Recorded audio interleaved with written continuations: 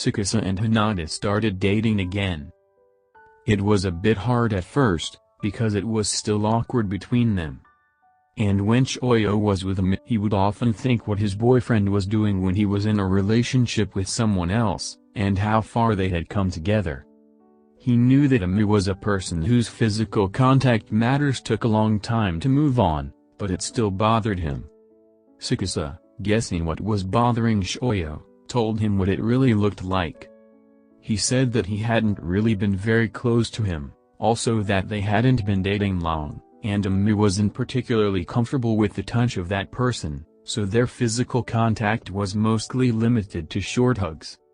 When that person wanted to kiss Tsukasa, even on the cheek, the taller one always thwarted his plans.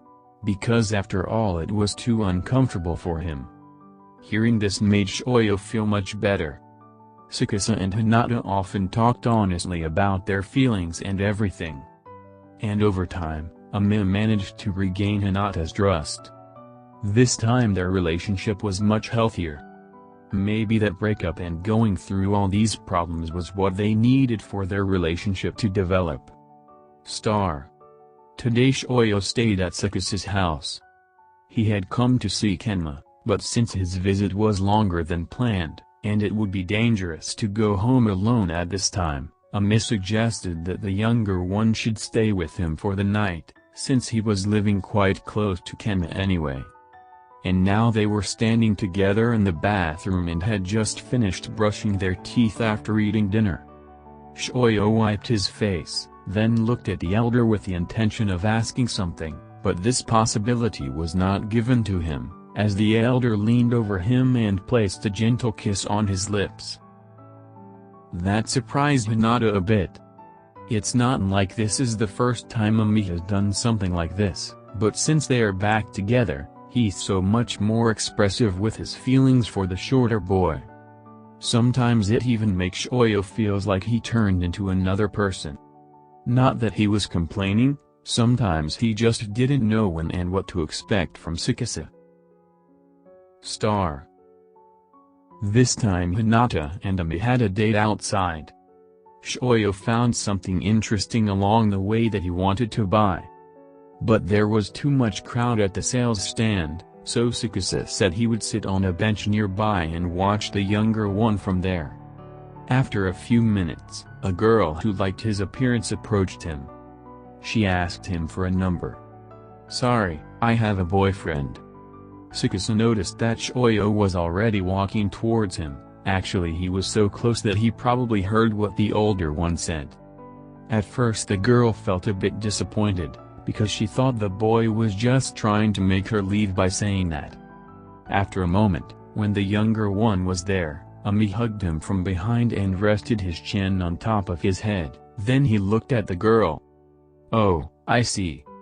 The girl smiled gently. "Your boyfriend is cute. I hope that you will be happy with each other." Then she walked away in the direction she had come from. Wasn't that a bit harsh? No. The only thing she liked about me was how I look anyway. "Oh, but I also like you only because of how you look," Hinata said teasingly.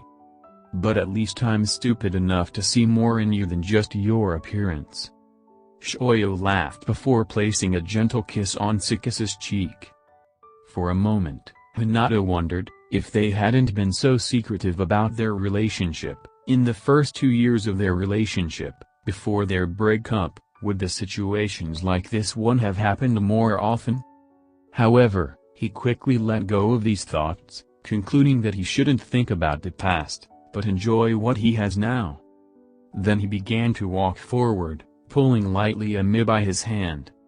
"Let's go," he said enthusiastically. The elder stepped in line with him. Then, remembering, he asked, "What were you so anxious to buy?" "Oh, about that. I'll show it to you at the right time." Shoyo smiled brightly. More months have passed since Tsukasa started dating Hinata again. At first they wondered if it was too soon, but eventually they both concluded that it was a good decision to move in together again. However, This time they chose the house in which they were to live and arrange it together. After they finished, Shoyo asked Tsukasa to give him his keys. After a moment, he handed them back to him, simultaneously showing his own. Both keys had matching keyrings representing a volleyball ball. "Remember that day when we were on a date when one girl asked for your number?" Ame noted.